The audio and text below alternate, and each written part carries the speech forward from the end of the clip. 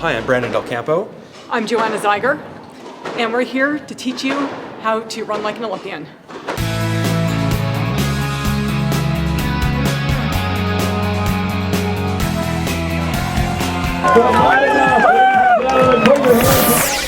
Joanna Zeiger here is a Olympian. She was 4th in the Olympics in triathlon. She's also a half Ironman world champion and a 2-time Olympic trials marathon runner.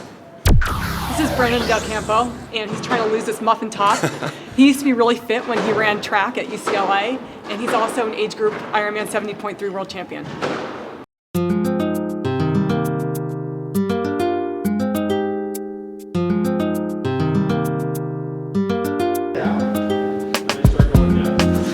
All right, so Joanna, what are we doing today? Today we're going to do an exercise called arm rotations. Okay, so why are we doing that? Well, you know, most people think, oh, I just run with my legs, but I don't need to do my arms. Well, the arms are very important part of the run gait. It propels you forward. Right. And one thing that really happens is most people are sitting at their desk all day, or they're riding a bike, and they end up very hunched over like this. Yep. And you see a lot of runners, especially at the end of a long run or at the end of a race, and they're like this. And if you're like this, looking like Quasimodo, you can't breathe very well. It's going to restrict your diaphragm. Right. And it's also not going to allow your leg to get back as far because you're hunched over. Right. So okay. we are going to do. So, yeah, and I mean, I can even feel over time. I just, you know. Well, you just look rounded, right? I just look rounded. Look at that. Yeah. He's really rounded. I mean, so we're that's going an to try and change that exaggeration, with these but- arm rotations. All right, because it does feel awkward to stand in a, you know, With your shoulders back. in that position your mother always told you to stand in. It does. So All we're right. going to try and remedy that today with arm rotations. Okay, so what do I have to do here? Well, the first thing we're going to do is you want to stand straight.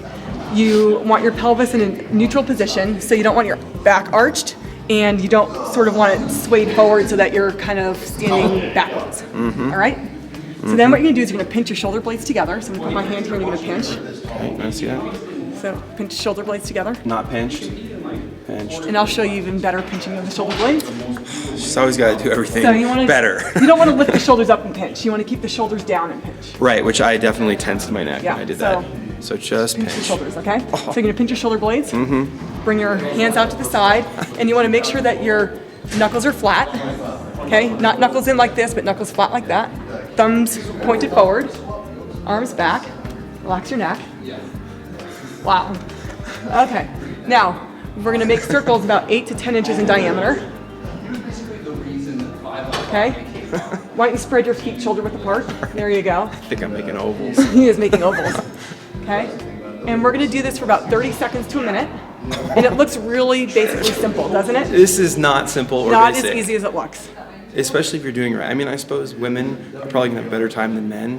Why do you say that? That is, Sexist? No. I don't know if it's It's sexist. because men are tight. We're tight individuals. well, I know a lot of tight women too, so. All right. You tight women coming to my side. All right, so that's it, you're done? Okay. All right, so we want to make sure that the weight stays even throughout the foot. And you're starting to lean forward, so you want Right. to come back just a little bit. And don't arch your back. I mean, it's possible that just standing here is an exercise for me. It is. So we're going to do about 30 seconds to a minute in the forward direction.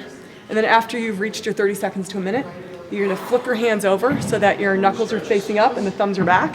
And then we're going to go backwards. Again, you want to keep the shoulder blades pinched. Yes, and the tight people get a break. No, tight people don't get a break. Again, feet are going to be shoulder width apart. You want to distribute the weight evenly across both feet. You don't want to arch your back. See, yeah. So you can see he's really tight right here. Yeah, this feels comfortable to me out here. That is extremely challenging. All right, and Yeah. your back is really arched, so Yeah. eventually his back won't be so arched. Right. I feel like Relax your neck. You look like a turtle. I feel like everything is just too small. I mean, like my tendons are too small or something. Maybe the rest of you's too big. All right, so we understand that most of you, probably almost all of you, including me, are not going to run in the Olympics or like an Olympian. But one of the goals with this is to be able to train like an Olympian and maximize your own Olympic potential, right? And remember, function equals fast. Exactly. So Do the arm circles. As painful as they are, do them.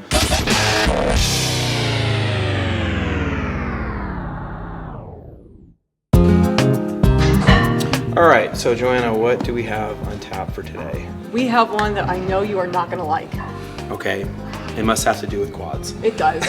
We're going to do one called the wall quad stretch. All right. And the reason why we're doing this is to open up the psoas muscle, which is the front of the hip here, and also to loosen up the quad. And what happens is people are sitting, whether they're at work or in front of their computer or in their car or watching TV, and that really shortens these muscles. So this exercise is just so important to open that up so that when you go out and run, you can maximize your gait.